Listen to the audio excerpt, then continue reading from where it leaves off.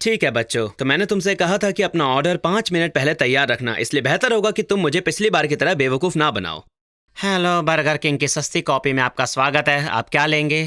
Brody, उन्हें अपना order दो। ब्रॉडी, उन्हें अपना ऑर्डर दो।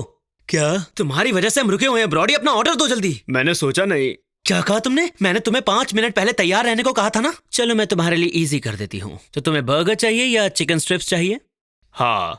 अबे घनचक्कर, मैंने तुझसे पूछा कि तुझे बर्गर चाहिए या चिकन स्ट्रिप्स चाहिए। हाँ। धात तेरी की।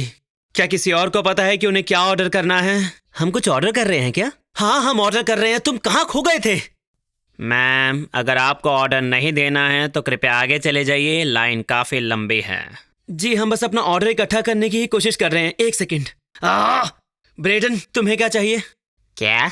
हम लोग ऑर्डर दे रहे हैं, क्या चाहिए तुम्हें? मुझे नहीं पता था कि आप ऑर्डर दे रहे हैं। आपने मुझे बताया क्यों नहीं? मैंने तुम्हें 3 बार बताया। अबे लाइन में और भी लोग हैं, जल्दी करो, चलो। ठीक है, तो तुम लोगों ने सबके सामने मुझे बेवकूफ बना ही दिया। बस हो गया। अब हम यहाँ खाना नहीं खा सकते क्योंकि तुम लोगों ने मेरे दिमाग का भाजी पाला कर दिया। क्या मुझे चिकन नगेट्स मिल सकते हैं? बहुत देर हो गई है। क्या आप जानते हैं, मेरी मॉम ने हमेशा ये कहा है कि फास्ट फूड के वर्कर्स के साथ हमारे परिवार से डील करना सबसे ज्यादा मुश्किल काम है। और जैसा कि आपने अभी देखा, ये कितने हद तक सच बात है। लेकिन मुझे हाल ही में अपनी फैमिली से भी ज्यादा एनोइंग फैमिली के बारे में पता चला। कैसे पता चला? क्योंकि मैंने लगभग 6 महीनों के लिए 5 गाइस बर्गर्स एंड फ्राइज पर काम किया। गाय फाइज फर्जस एंड ब्राइस पर। और ये था वो सबसे एनोइंग कस्टमर जिसके साथ मुझे डील करनी पड़ी। तो ये महिला और उसका परिवार साथ में आए थे। उसका परिवार अपना ऑर्डर दे रहा था। उनके डैड को ऑर्डर देने में थोड़ा टाइम लग रहा था और पीछे से बच्चे चिल्लाए जा रहे थे। पर मेरे परिवार की तुलना में इस परिवार में जो बात मुझे अलग लगी वो ये थी कि सबसे ज्यादा परेशान करने वाली चीज बच्चे नहीं बल्कि उनकी माँ थी। हेलो, जाय फाइज फर्गस एंड ब्राइस में आपका स्वागत है। आपकी क्या मदद करूं? हेलो भैया, क्या आपके पास पनीर फ्राइज हैं? 5 गाइस चीज फ्राइज सर्व नहीं करता तो मैंने उनसे कहा कि नहीं मैम, सॉरी, हमारे पास पनीर फ्राइज नहीं है। भैया, आपके पास चीज है और आपके पास फ्राइज भी है, तो वो दोनों मिक्स करके दे दो ना मुझे। ये डिसीजन मैं नहीं ले सकता था, इसलिए मैंने पलट कर अपने मैनेजर से पूछा, सर, इस लेडी को पनीर फ्राइज खाने हैं, क्या हम ऐसा कर सकते हैं क्या? मेरे मैनेजर ने कहा कि नहीं, हम ऐसा नहीं कर सकते, सॉरी। मैं काउंटर पर वापस गया और मैंने उस लेडी से कहा कि सॉरी मैम, हम आपको पनीर फ्राइज नहीं दे सकते। हम चाहे तो आपको कप के अंदर फ्राइज डालकर दे सकते हैं और ऊपर से चीज डाल देंगे और वो चीज पिघलकर नीचे भी आ जाएगा। वो औरत सचमुच पागल हो गई थी और लगातार 1 मिनट तक अपने पति से शिकायत करते रही। फिर उसके पति का माथा सनकर उसने कहा कि मैंने हमारे यहाँ आने से पहले तुम्हें बताया था कि यहाँ पनीर फ्राइज नहीं मिलते, क्या तुम और कुछ नहीं ले सकती? नहीं, मुझे पनीर फ्राइज ही चाहिए। वो लोग बहस करते रहे और फिर उसका पति मेरे पास आया और बोला, हमें कुछ नहीं चाहिए, और वो सब चले गए। और मैं बेवकूफों की तरह वहाँ खड़ा रहा और बस चिल्लाता ही रहा उन पर। और ये सब करने के लिए मेरे मैनेजर ने मुझे 1 रुपया एक्स्ट्रा नहीं दिया। इसलिए बाद में जब आसपास कोई नहीं था, मैंने एक फ्राई लिया, उसके ऊपर थोड़ा चीज डाला और ग्रिल किया और उस लेडी के बदले में खा लिया। ये कस्टमर्स को देने के लिए कितना टेस्टी है, लेकिन मेरे होते हुए ये कहीं नहीं जाएगा। तो मैडम, अगर आप ये देख रही हैं तो मुझे कोई अफसोस नहीं है, बिल्कुल भी नहीं।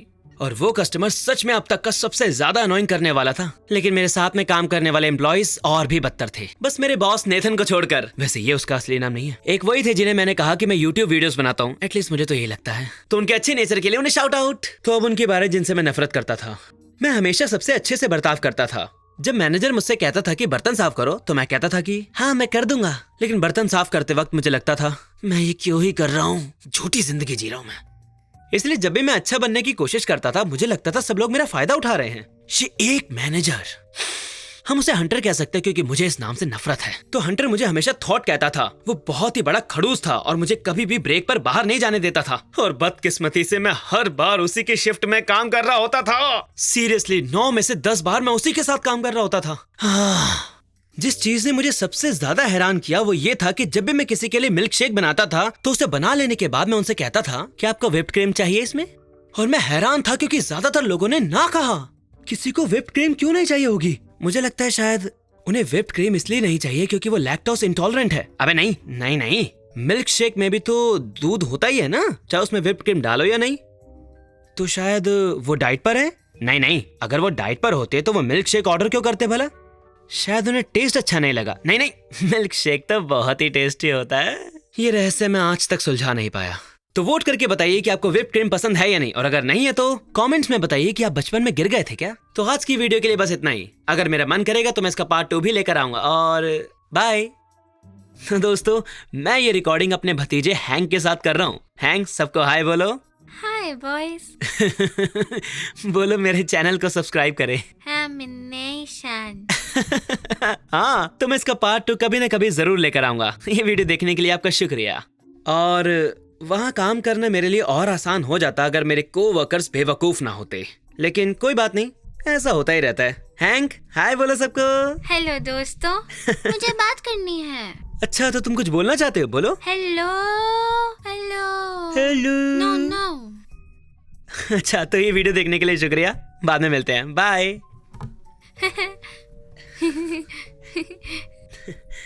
तुम बहुत क्यूट हो।